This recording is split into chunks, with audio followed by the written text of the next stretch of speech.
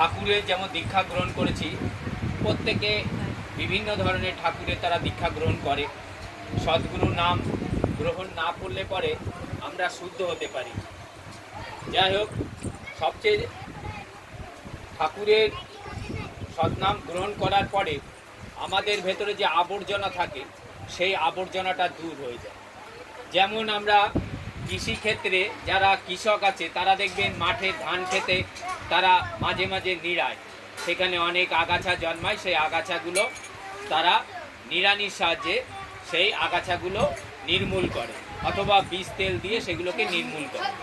পাট খেতেও দেখবেন ওরকম অনেক আগাছা হয়, সেই আগাছাগুলো তুলে দেয় বা বীজ তেল দিয়ে সেই আগাছা নির্মূল করে।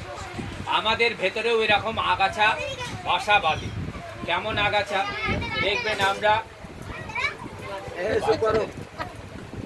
দেখবেন আমাদের ভেতরে আগাছা বাসা বাঁধে।